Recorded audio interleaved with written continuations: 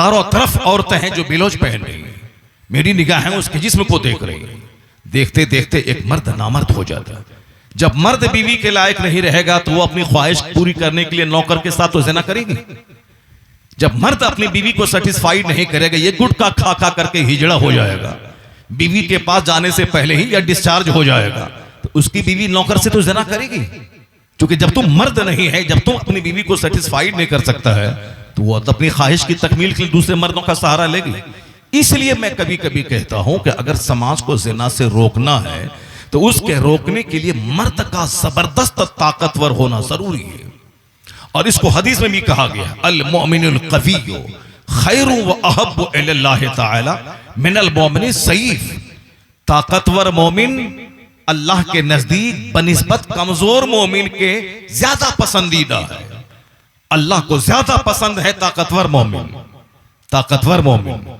इसलिए अगर आप कमजोर हो गए, सिगरेट पी पी कर, गुटखा खा खा कर, ताड़ी पी पी कर, शराब पी पी कर, अफीम पीकर, चरस और गांजा पीकर अगर आप हिजड़ा हो गए, आप नामर्द हो गए, तो समाज में तो ज़िना होगा, 90% ज़िना होगा, 100% ज़िना होगा। और हदीस में आया है, क़यामत की निशानी है कि जब देखना खूब शराब पी जा रही है। और आजकल देखिए, रोटी की फिक्र नहीं है, दूध की फिक्र नहीं है, काजू किशमिश की फिक्र नहीं है कि मैं ताकतवर बनूं, शराब की फिक्र है। गांव देहात में बांस की बाड़ी में एक बंदा शराब लेके बैठा है और छोकरे वहां जमा होकर शराब पी रहे हैं, अफीम पी रहे हैं, ड्रग्स के आदि। पहले जो अमेरिका और यूरोप में बच्चे दवाई खाते थे, वो दवाई खाने की वजह से उसको ऐसी खतरनाक आदत लग जाती थी कि जब तक दवाई ना खाए चैन नहीं मिलता। तो रिश्तेदारों के यहाँ चोरी करते, किसी का टार्च चोरी करता, किसी का कंबल चोरी करता, बेच करके ड्रग्स पीता, कर्ज मांगता बाप के नाम पे। बाप के नाम पे लोग कर्ज दे देते कि इसका बाप अच्छा आदमी था, अब बड़ा आदमी है, बेटा कर्ज ले ले करके सारा ड्रग्स पी रहा, क्योंकि ड्रग्स छोड़ेगा तो मर जाएगा वो, इसलिए ड्रग्स का आदी हुआ, अब पी पी करके मर जाता है। कलकत्ता में एक खरबपति है, खरबपति, अरबपति नहीं, खरबोपति, फैंसी मार्केट है उसके पास है। कलकत्ता में बहुत बड़ा मार्केट है, एक एक दुकान की का किराया 1-1 लाख रुपए, 1.5 लाख रुपए, 50 छोटी सी गुंडी का किराया 50-50 हजार रुपए। यानी बहुत फेमस मार्केट है वो। मार्केट है किसका? एक मुसलमान का। उसका बेटा कभी शराब पी के इस गली में, कभी शराब पी के उस नाली के पीछे, शराब पी के वहां, क्योंकि मुफ्त की दौलत मिली है। तो अब वो क्या करेगा? अब वो पढ़ के क्या करेगा? पढ़ने में 8-10 घंटे कौन दिमाग जलाएगा? कौन कारोबार सीखेगा? कौन अमेरिका जाके वहां इंजीनियरिंग की पढ़ाई पढ़ेगा? चूंकि दौलतों की फरावानी है। अब सारे बच्चे शराब पी के बिगड़ गए।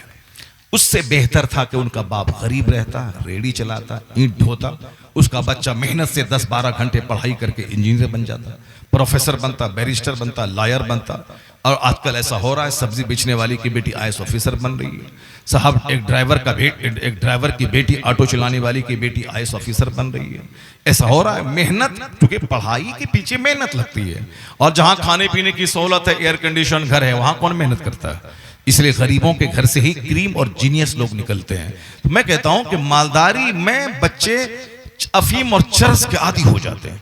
और आजकल यही उल्टा हो गया है कि मालदार के बच्चों को DM बनने का जुनून चढ़ गया है। मैं पढ़ूंगा, मैं कंफर्ट जोन से बाहर निकलूंगा, मुझको IAS ऑफिसर बनना। गरीबों का बच्चा जिसको मेहनत करके अपनी हालत सुधारनी थी, ये 24 घंटे में अफीम लिए घूम रहा है, चरस लिए घूम रहा है, शराब लिए घूम रहा है, ताड़ी लिए घूम रहा है, नहीं कुछ तो रजनीगंधा लिए घूम रहा है।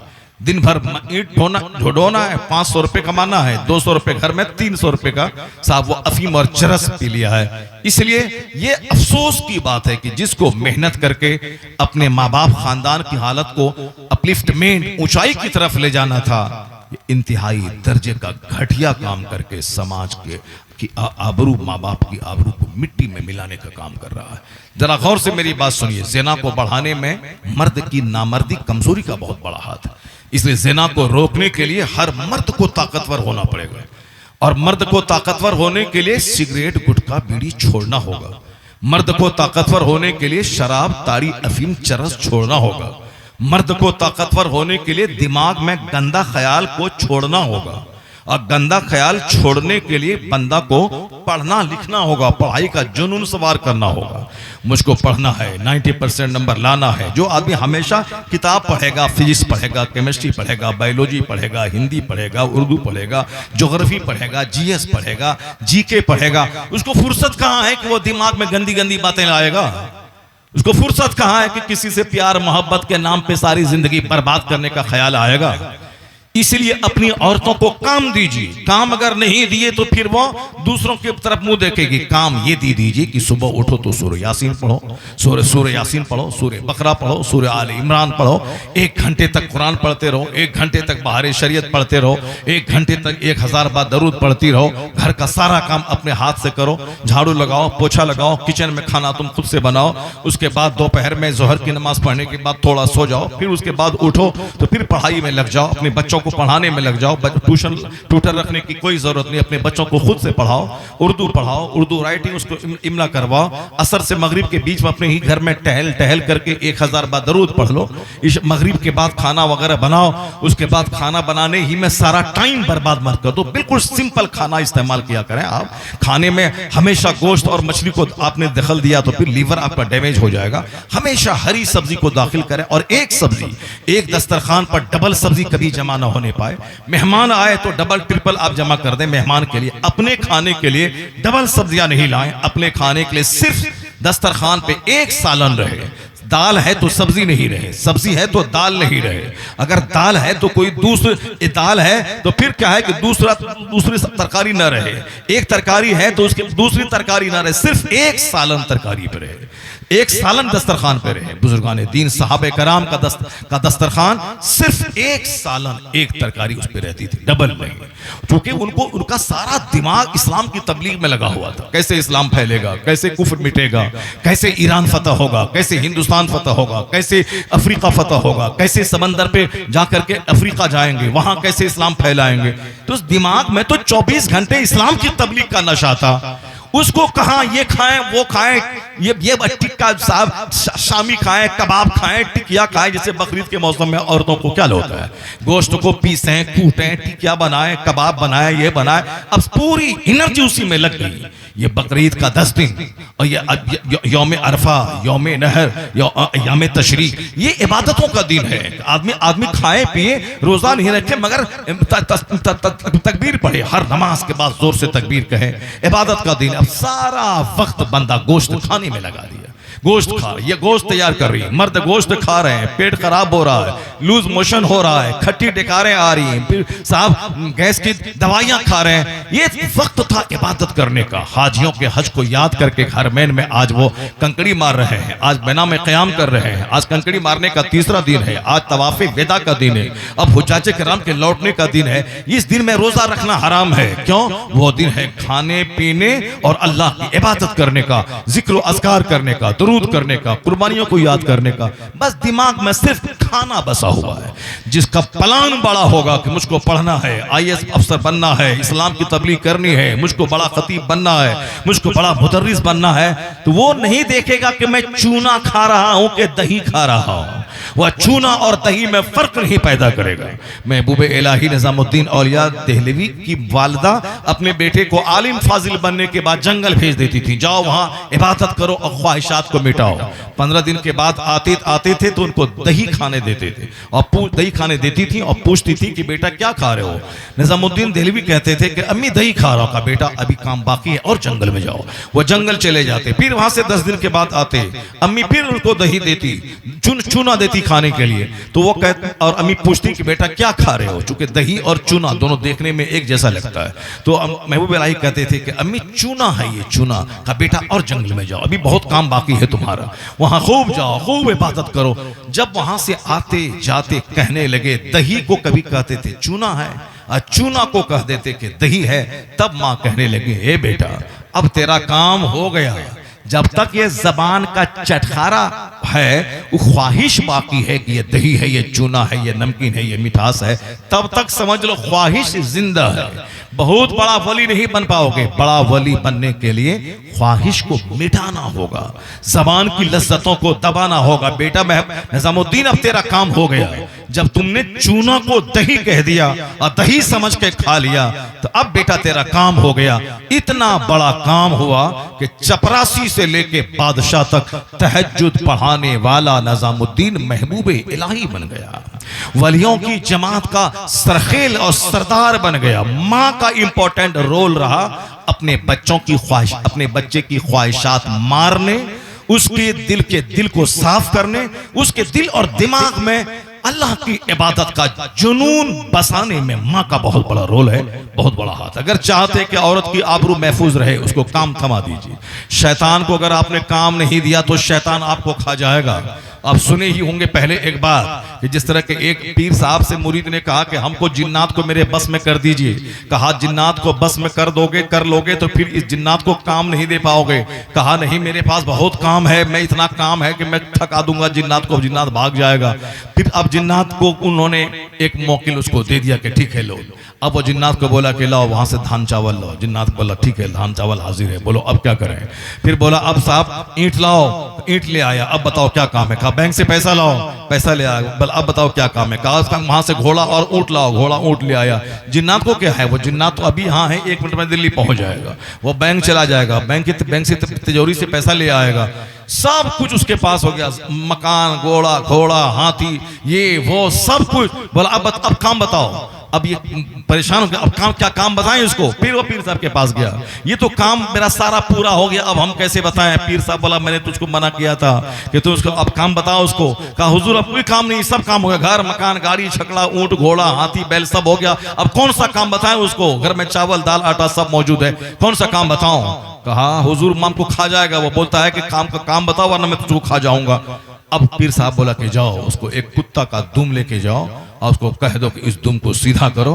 अब वो सीधा करता था, फिर दुम टेढ़ी हो जाए, फिर सीधा करता था, फिर दुम टेढ़ी हो जाए। जब थक गया सीधा करते करते तो जिन्नात बोला मेरा दिया हुआ सारा सामान तुम रखो और मुझको छुट्टी दे दो। तो अब छुट्टी पाके वो जिन्नात गया।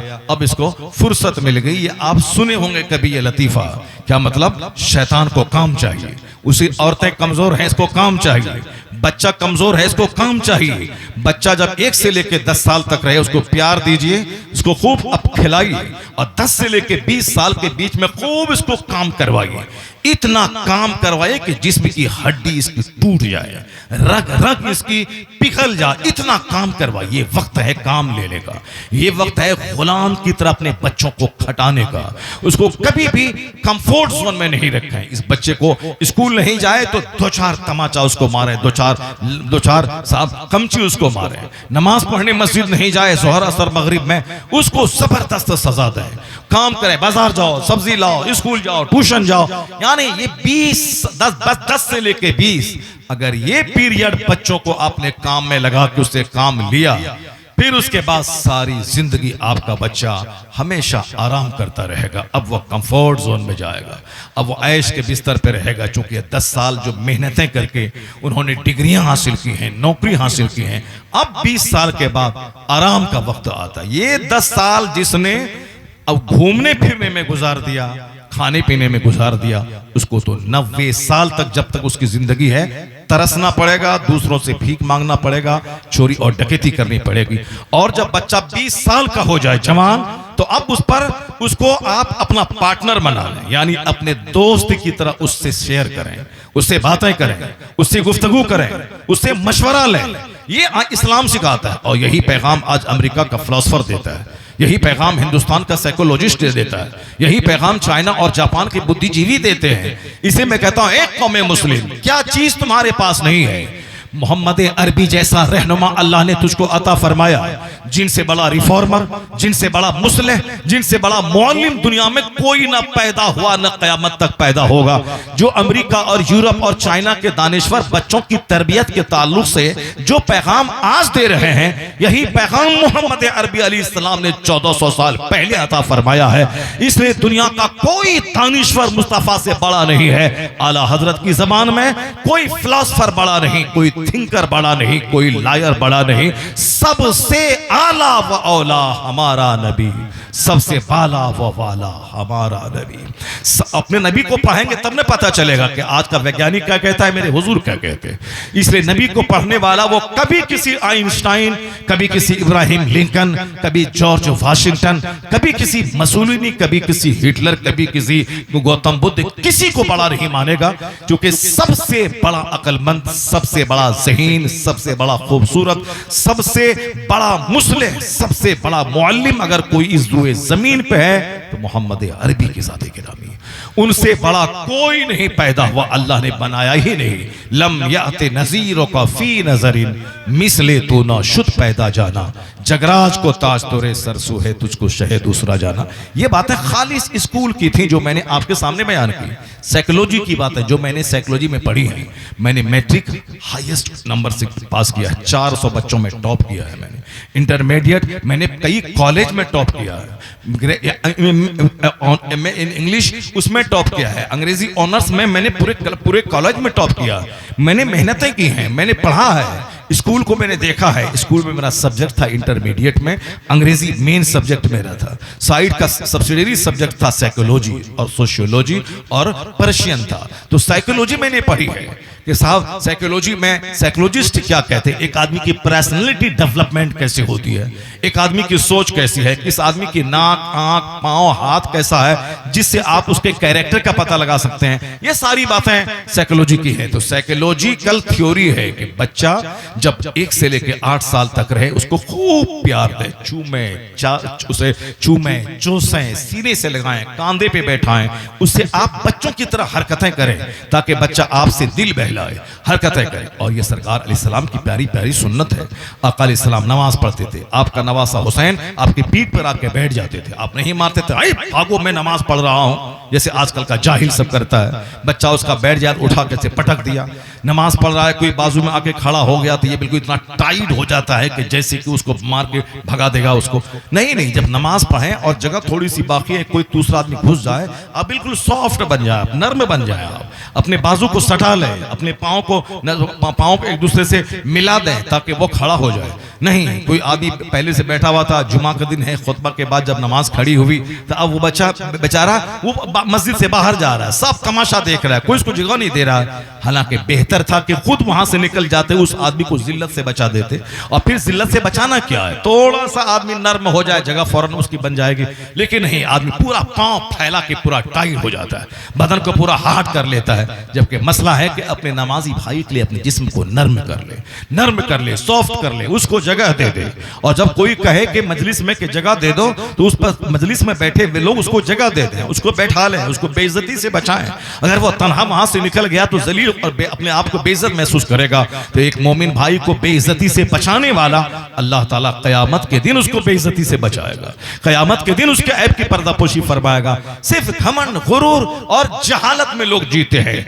1 से लेकर 10 साल तक बच्चों से हरकतें करें। आका अलैहिस्सलाम इमाम हुसैन के होंठ को चूसते थे, इमाम हुसैन की पेशानी को बोसा देते थे, अपने सीने से लगाते थे। हदीस में आया है यमतस्सु, इस तरह से हुजूर होंठ को चूसते थे कि कमा यमतस्सु रजुला तमरा, जैसे कि कोई आदमी खजूर को चूसा करता है। इस तरह हुसैन के अपने नवासे के होंठ चूसते थे, उनकी पेशानी को चूमते थे, उनके चेहरे को बोसा देते थे, उनके मुंह में खाना डाल देते थे। सजदे हालत में अगर पीठ पे चढ़ जाए, हुजूर सजदा को लंबा कर देते थे। अगर वो आप सजदा करते हैं, बीच में हुसैन घुस गया तो अपने हाथ को फैला देते थे। अगर आप तकरीर कर रहे हैं जुमा के दिन, अगर हुसैन गिरते पड़ते आ जाते तो आप मेंबर से नीचे आके उनको अपने कांधे अपने बाजू में ले लेते, बाजू में ले करके आप खुतबे जुमा दिया करते थे।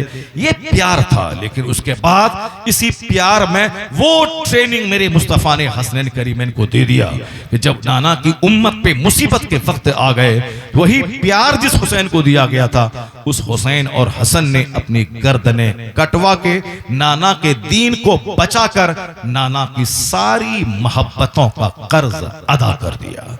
ये था आका अलैहिस्सलाम ने अपने नवासे की जो तरबियत की थी। यह तरबियत यही थी कि आज मैं हुसैन को कांधे पे उठा रहा हूं, कल हुसैन इतना बुलंद, इतना स्ट्रांग हो जाएगा, जब मेरी उम्मत का बोझ इनके कांधे पे आएगा तो हुसैन जान बचाने के लिए मैदान से नहीं भागेगा, जान और औलाद सब दे के नाना के दीन को बचाने की कोशिश करेगा।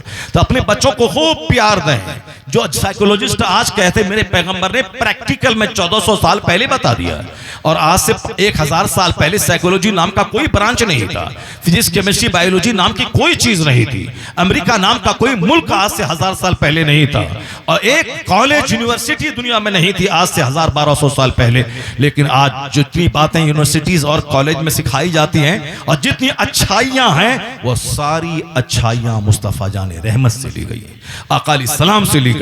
मैं ये बात इसलिए अपने बच्चों से कह रहा हूं कि मेरा बच्चा चूंकि तकरीर सुनता नहीं है, इसलिए वो फिजिक्स केमिस्ट्री पढ़ा, तो अब फिजिक्स केमिस्ट्री में जिन जिन लोगों की थ्योरी पढ़ता है उसी को महान समझ बैठता है। लेकिन जब वो कुरान हदीस पढ़े तब ना वो जाने कि जिसको वह फिजिक्स केमिस्ट्री में फिजिक्स केमिस्ट्री के एक्सपर्ट को महान समझता है, वही बात हदीस में सराहतन लिखी हुई है, जिसको हुजूर ने उस जमाने में दुनिया के सामने रखी है, जिस जमाने में न फिजिक्स का नाम था, न केमिस्ट्री और न बायोलॉजी का नाम था। उस वक्त आप वही बोलेंगे जो यूरोप का एक दानिश्वर बोला था, I can not find any other man in history like Muhammad. मैं पूरे मानव इतिहास में मुस्तफा का जवाब नहीं पाता हूं। क्योंकि जो बातें उन्होंने कह दी हैं 1400 साल पहले, वही बातें आज दुनिया के दानिश्वर 10 साल तक दिमाग जला जला कर उस बात को आज वो दुनिया के सामने रखते हैं, जो बातें मुस्तफा ने 1400 साल पहले दुनिया के सामने रख दी हैं। सिर्फ आज जरूरत है अपने पैगंबर को पढ़ने की, अपने पैगंबर के फरमान इरशादात को पढ़ने की, अपने उलमा कराम को सुनने की। आलिम अगर अपनी बात बोलता हो तो कभी